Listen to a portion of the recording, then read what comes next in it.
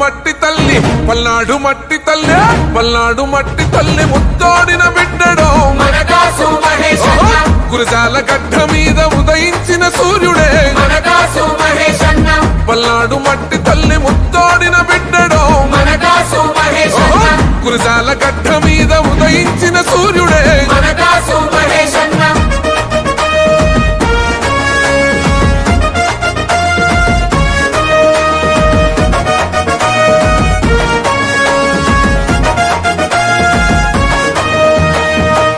ఏండ్ల రాజకీయ అనుభవాల ఇంటిలో బ్రహ్మానంద రెడ్డి గారి ఆశయాల పంటవో వంశంలోన మేలిమి బంగారమో ప్రజల ఎదల మీద విరిసిన సింధూరమో పల్నాడు గడ్డ పౌరుషాల పులి బిడ్డలో పండు వెన్నెలై కాసిన పున్నమిలో చంద్రుడే పల్నాడు మట్టి తల్లి పల్నాడు మట్టి తల్లి పల్నాడు మట్టి తల్లి ముత్తోడిన బిడ్డడో గురజాల గడ్డ మీద ఉదయించిన సూర్యుడే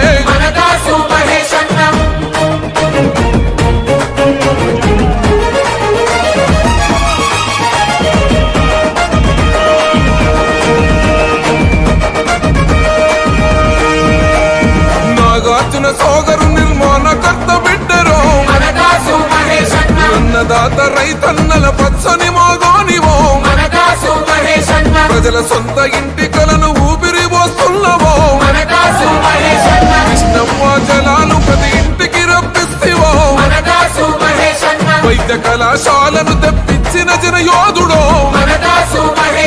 ధర్మానికి దారి చూపే దయగల మా రాజువే పల్నాడు మట్టి తల్లి పల్నాడు మట్టి తల్లి పల్నాడు మట్టి తల్లి ముత్తోడిన బిడ్డడో గురజాల గడ్డ మీద ఉదయించిన సూర్యుడే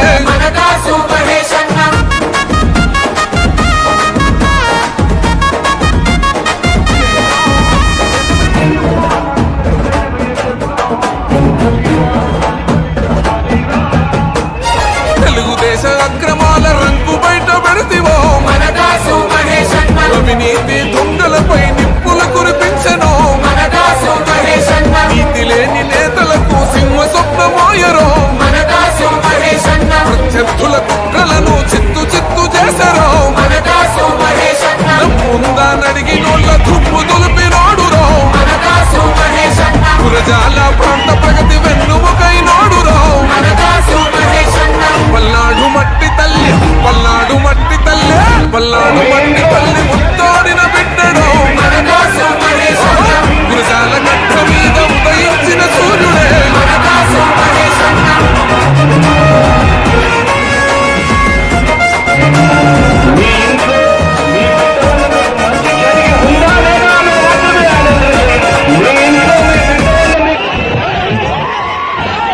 వచ్చే 20 రోజులు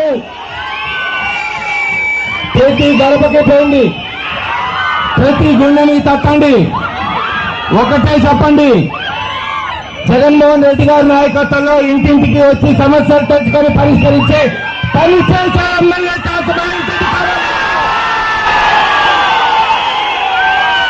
లేదు, పనికి రాని ఎమ్మెల్యే ఎల్పట్లేని కావాలని ఆలోచించుకోండి.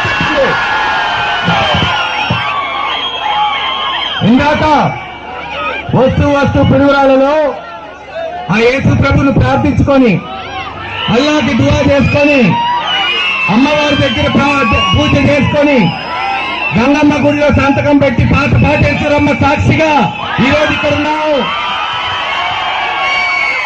చిన్నప్పుడు ఎప్పుడో ఉన్న పాట గుర్తొస్తుంది మిమ్మల్ని చూస్తుంటే. జయమ్ము నిశ్చయమ్ము రా భయమ్ము లేదురా, నాకు పంపు లేక మునుగు కాంతి పొమ్మురా.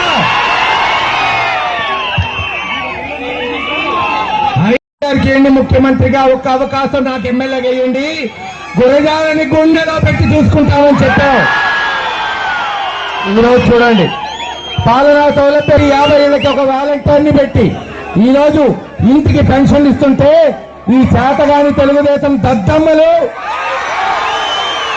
ఎలక్షన్ కమిషన్ దృష్టికి తీసుకెళ్లి ఆ వాలంటీర్లు ఆపి మన అవ్వ తాతల కష్టాన్ని పాపం ఈరోజు మన్ను టెండలో నడిపిస్తున్నారు. ఈరోజు మన అవ్వ తాతల్ని ప్రతి అవ్వకి చెప్పు, ప్రతి తాతకి చెప్పు, వితంతువులైన ప్రతి అక్కకి చెల్లికి చెప్పు, వికలాంగులైన ప్రతి అన్నకి తమ్ముడికి చెల్లెలకి చెప్పు.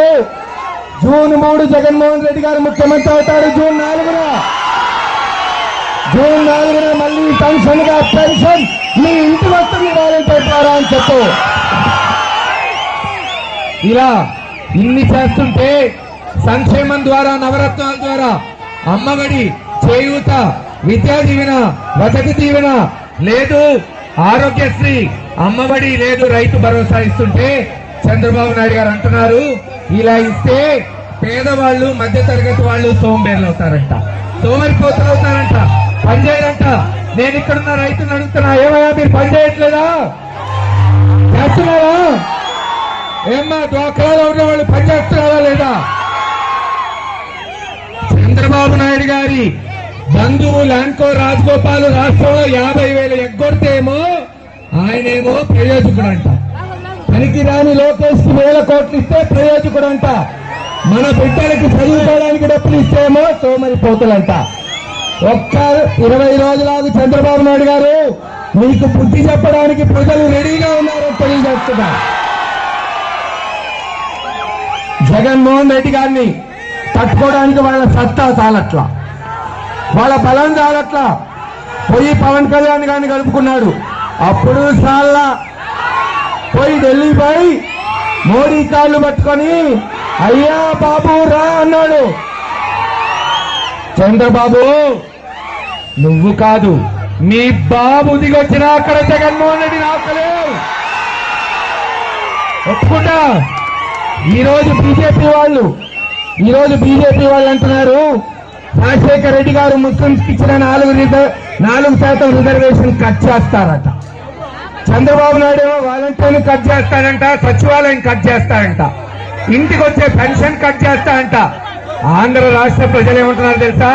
మీకేసే ఓట్లు కట్ చేస్తాం. కొంచెం ఓపిక పట్టండి. ఈ రోజు కని విని ఎరుగని అభివృద్ధి మన ప్రాంతంలో తీసుకొచ్చాం. గురజాలపల్లి పట్టణాలు చేశాం. ప్రతి ఇంటికి తాగునీళ్ళు ఇవ్వడానికి జలదీక్ష పేరుతో 218 కోట్లతో పథకాలు మొదలైనవి. ఒక్క సంవత్సరం ఈ రోజు పల్నాడు బిడ్డలకి, గురజాల ప్రజలకి తెలియజేస్తున్నా, అమ్మ ఒక్క సంవత్సరం ఓపిక పట్టండి. మీ ఇళ్ల దగ్గర ప్రతి వీధిలో పైప్ లైన్ వేసి, ప్రతి ఇంటికి గులాబీకి ఇచ్చి మీ ఇంట్లో నీళ్లు పడేటట్టు చేస్తాడు మీ బిడ్డ కాసు మహేష్ రెడ్డి తెలియజేస్తున్నా. పురుగురాల బైపాస్ రోడ్డు వెడల్పు, ఇలా అన్ని రంగాల్లో దాదాపు 1964 కోట్లతో అభివృద్ధి చేసుకుంటూ పోతున్నాం. మనం అభివృద్ధి చేస్తుంటే మనం ఒక ప్రత్యేక మేనిఫెస్టో ఈ నియోజకవర్గానికి ఇస్తుంటే యనపతినేని శ్రీనివాసరావు మనల్ని కాపీ కొట్టి ఒక మేనిఫెస్టో తెచ్చాడు. నేను అడుగుతున్నా, ఆయన 6 సార్లు ఇంతకు ముందు పోటీ చేశాడు, ఎప్పుడైనా మేనిఫెస్టో తెచ్చాడా తమ్ముళ్ళు? తెచ్చాడా? అది కూడా మనల్ని కాపీ కొట్టాడు. పోనీ కాపీ కొట్టేవాడన్నా సరిగ్గా కొట్టాలా? అది కూడా చేత కాదు. మనమేమో ఇంటింటికి నీళ్లు ఇస్తామంటే ఆయన ఒక గ్యాస్ ఇస్తాడంటే ఒక గ్యాస్ సిలిండర్ చూడాలా ఊహించండి. ఒక గ్యాస్ సిలిండర్ అంటే 5 సంవత్సరాల్లో గ్యాస్ సిలిండర్ అంటే 850 రూపాయలు, 60 నెలలకి సగటు 14 రూపాయలు, రోజుకి 50 పైసలు. బిచ్చం వేస్తే బిచ్చగాడు కూడా తీసుకోవడం 50 పైసలు. మీరు ఇచ్చే సిలిండర్ ఎవరు తీసుకుంటారు? మనమేమో ఇంజనీరింగ్ కాలేజ్, డిగ్రీ కాలేజ్ తీసుకొస్తాం, మెడికల్ కాలేజ్, నర్సింగ్ కాలేజ్ పెట్టామంటే ఆయన అంటాడు దాచేపల్లిలో పేకాట క్లబ్బులు పెడతా అంట. పేకాట క్లబ్బులు ఇంతకన్నా దరిద్రం ఏమైనా ఉందా? చెప్పండి. ఇప్పుడున్న మహిళలు అడుగుతున్నా, మీకు నీళ్లు కావాలా, గ్యాస్ కావాలా? నీళ్లు కావాలా?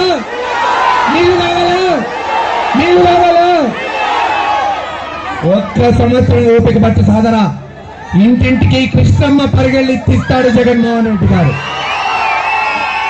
మనమేమో అభివృద్ధి చేస్తాం, సంక్షేమం చేస్తాం, పాలనా సౌలభ్యం చేస్తామంటే యనపతినేని అంటాడు ఆయనకి మీసాలున్నాయి, గడ్డం ఉంది, మహేష్ రెడ్డికి ఏముంది అంటున్నాడు. బాబు నిన్ను అడుగుతున్నా, ఒక నెల నాది కాకపోతే మీసం గడ్డం వచ్చింది. అయినా మీ ఎన్టీ రామారావు ఉందా మీసం?